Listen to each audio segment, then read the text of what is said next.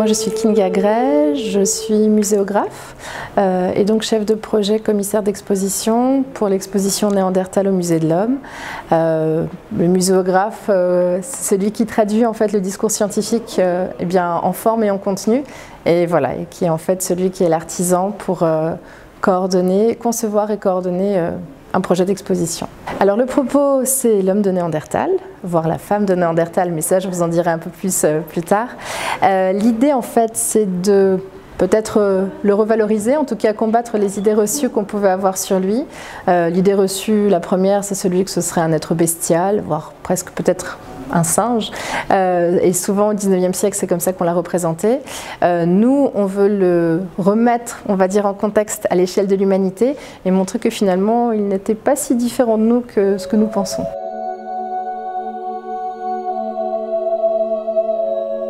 Les grands partis pris de l'exposition en fait c'est d'essayer d'associer et de faire dialoguer l'histoire des représentations, l'histoire de l'art et des représentations populaires, aussi tirées de la publicité, de la bande dessinée, toute forme de représentation avec la recherche scientifique. Donc ce qui est représenté sur des parois courbes avec des fonds colorés plutôt dans les bleus, c'est tout ce qui est scientifique. Tout ce qui est sur un fond plutôt rectiligne, blanc, clair, c'est tout ce qui est art, représentation. Donc ça c'est vraiment le dialogue qui est la base, on va dire, du principe de l'exposition. À cela s'ajoutent des parcours supplémentaires. Il y a notamment un parcours famille qui est représenté par des éléments orange, donc c'est des dispositifs ludosensoriels interactifs pour le jeune public à partir de 7-8 ans.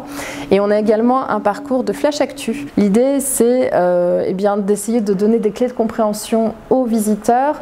Un visiteur, on va dire, qui n'a pas forcément envie de tout lire dans l'exposition, mais qui aimerait retenir eh bien peut-être quelques anecdotes, quelques idées phares. Ce sont aussi des flash actu qui sont destinés à combattre les idées reçues qu'on peut avoir sur Néandertal, et ils sont également un support de communication pour les journalistes et pour la presse. Par exemple, ce qu'on peut apprendre dans un flash actu, c'est que Néandertal connaissait déjà les principes de l'aspirine et de la pénicilline. Voilà, donc ce sont des anecdotes de ce goût-là, mais en tout cas c'est intéressant de pouvoir les retenir, et c'est quelques idées comme ça que l'on peut garder en tête au terme de la visite.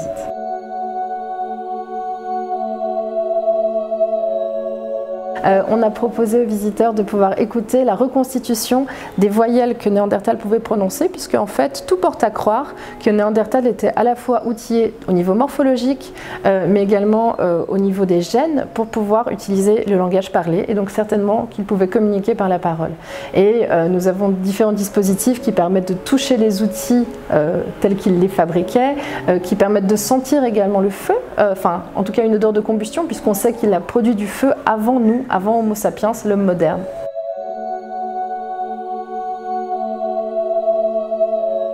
L'homme de Néandertal a été découvert par sa calotte crânienne, donc en fait la partie supérieure du crâne. Donc c'est ce que vous voyez ici dans la vitrine.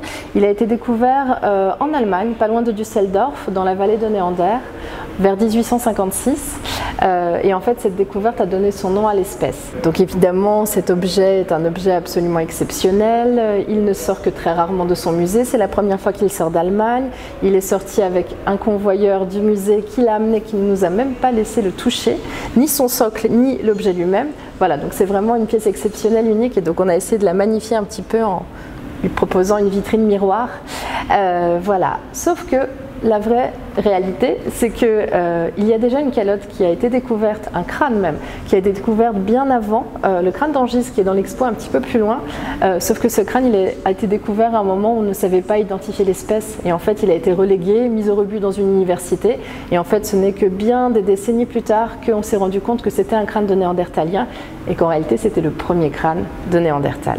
Donc là vous avez différents crânes, des crânes d'enfants, des crânes de femmes, des crânes d'hommes, à différents âges de la vie, et pour la plupart, eh bien, la grande majorité sont des crânes originaux.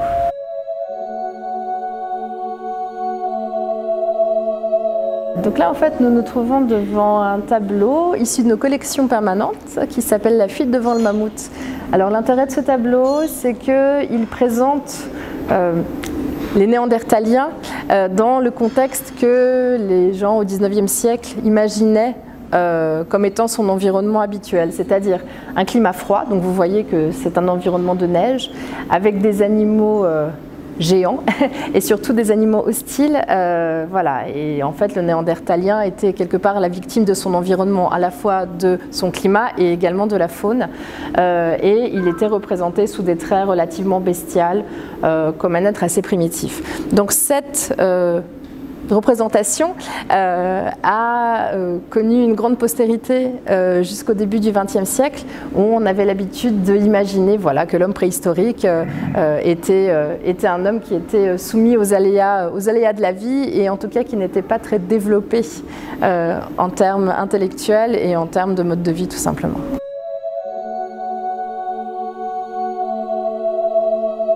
On peut se demander si Néandertal était un artiste. On pose la question, en tout cas dans l'exposition, même si on ne peut pas y répondre de manière définitive. Ce qui est sûr, c'est qu'il avait certainement un sens esthétique inné, puisqu'il avait, on va dire, le sens des belles choses et en tout cas des beaux matériaux. Là, par exemple, on a un racloir, qui est un objet qui est prêté par le Musée des Antiquités nationales de Saint-Germain-en-Laye, qui est un racloir en cristal de roche. Donc vous voyez qu'il est particulièrement beau. Il a su tailler cet outil qui peut-être d'ailleurs n'avait pas d'usage réel, mais en tout cas qui a été taillé dans une pierre magnifique, en tout cas en tant qu'objet certainement de collection. Néandertal taillait bien évidemment des outils dont il se servait dans différents matériaux comme les silex, mais nous avons aussi d'autres exemples. Là vous avez des bifaces qui ont été taillés dans du jaspe, donc une pierre dure semi-précieuse. Donc de la même façon, on imagine que ça peut accréditer l'idée qu'il était doté d'un sens esthétique. Néandertal était certainement aussi doté d'un sens du paraître, puisqu'on a dans la vitrine qui est ici plusieurs petits objets et notamment une serre de rapace. Donc la serre de rapace qui est ici témoigne sans doute du fait que Néandertal se parait avec des objets. Là, vous avez une photo avec plusieurs serres de rapaces qui constituaient sans doute un collier issu du site croate de Krapina. Ce collier, tel que vous le voyez là, en fait, a perdu nombreux de ses attraits, notamment les serres devaient certainement être reliées par des liens en fibre végétale entre elles et elles possédaient à l'origine un étui corné noir. Donc cette représentation de collier telle qu'on se l'imagine, on l'a proposée pour le jeune public dans un dispositif qui permet aux enfants de rhabiller des silhouettes de néandertaliens, de mettre leur tête et de se faire photographier en néandertalien avant d'envoyer la photo sur les réseaux sociaux.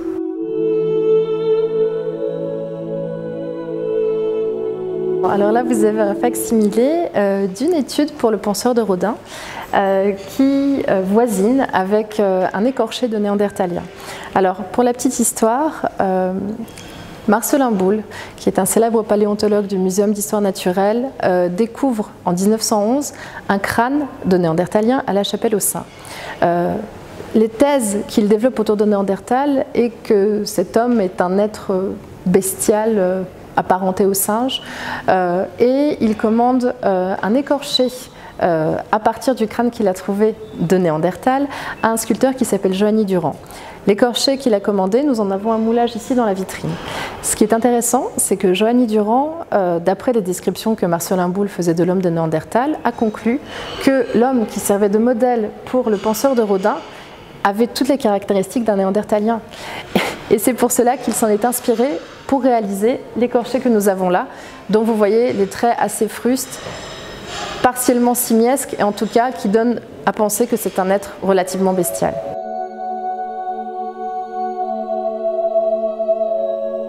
Donc là, en fait, on se trouve dans une thématique qui parle du mythe de la rencontre, en fait, de la rencontre entre Néandertal et Homo sapiens. Homo sapiens, donc l'homme moderne, c'est-à-dire nous, en tout cas notre ancêtre. En fait, la rencontre entre ces deux populations, ces deux humanités, prête à plusieurs hypothèses. C'est vrai que dans l'histoire de l'art, on a pu imaginer notamment que les rencontres pouvaient être assez violentes, comme le tableau que vous avez là, où vous voyez une femme enlevée par des Néandertaliens, qui fait un petit peu référence à l'enlèvement des Sabines ou d'autres tableaux de l'histoire de l'art. Mais la rencontre pouvait également être une rencontre pacifique. Là, vous avez quelques images de bande dessinée qui montrent une rencontre plutôt dans le dialogue.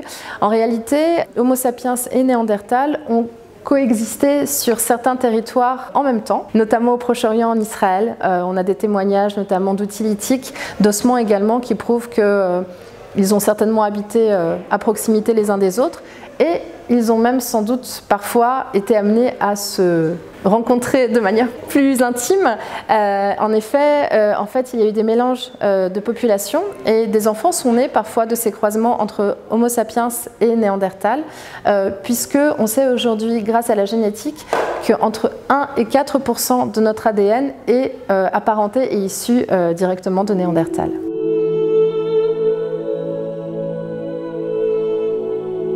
Alors ici, nous nous trouvons dans la toute dernière salle de l'exposition. C'est un petit peu notre conclusion. On se pose la question de ce qu'il reste de Néandertal aujourd'hui. Donc à la fois en termes d'objets du quotidien, là vous voyez que vous avez à la fois des jouets, de la bière, des parfums, voilà, différents objets autour de Néandertal. Il est également très présent dans le cinéma.